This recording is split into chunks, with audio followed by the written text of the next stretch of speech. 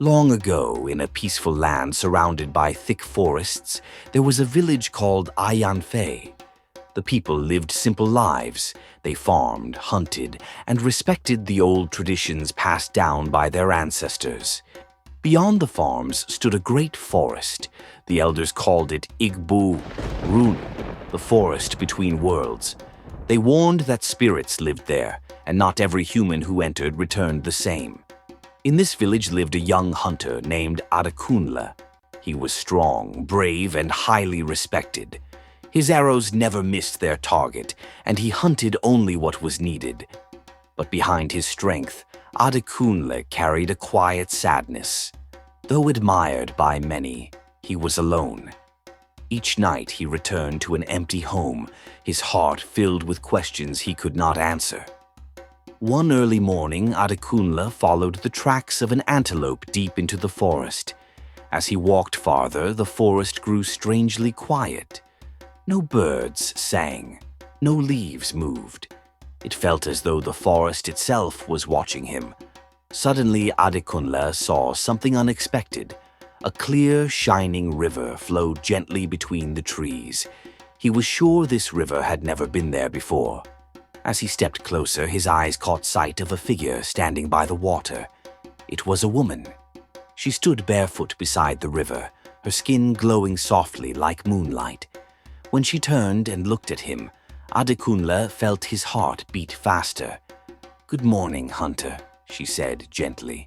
Her voice was calm yet powerful, as though the forest spoke through her. "My name is Morenike," the woman said. They spoke for a long time. Adekunle felt peace in her presence, a feeling he had never known before.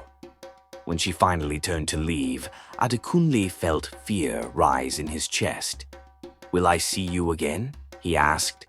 Morenike paused. "If fate allows," she replied, and disappeared into the forest. From that day on, Adekunle returned to the river again and again. Each time Morenike appeared. Their meetings became frequent. Their words turned into laughter, and slowly, love grew between them. One evening, as the sun painted the sky gold, Adekunle spoke from his heart.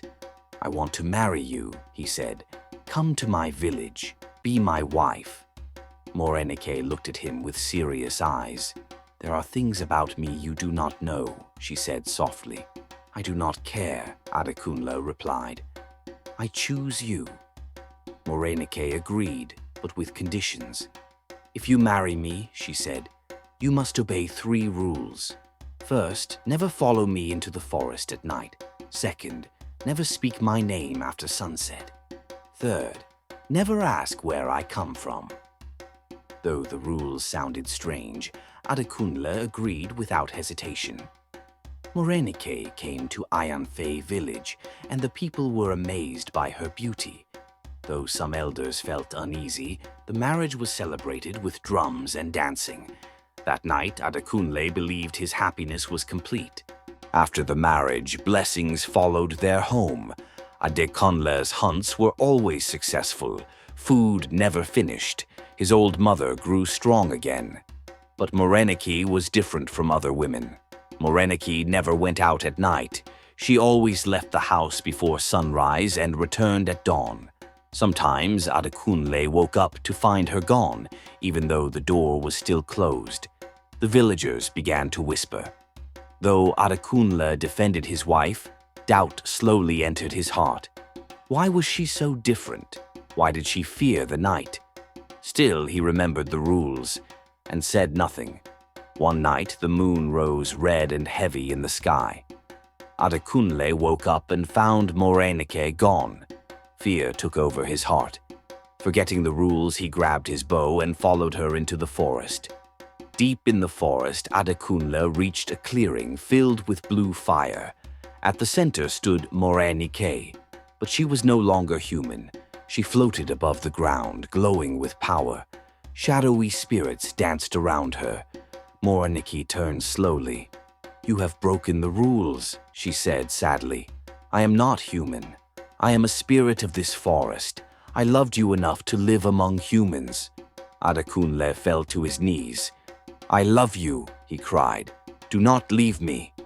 "There is a price for loving a spirit," Morenike said. Light surrounded Adekunle. Pain rushed through his body. When it ended, he could no longer speak. Adekunle had become a mighty leopard. His human life was gone forever. Morenike stood beside him, glowing softly. "You may stay with me," she said, "but never again as a man."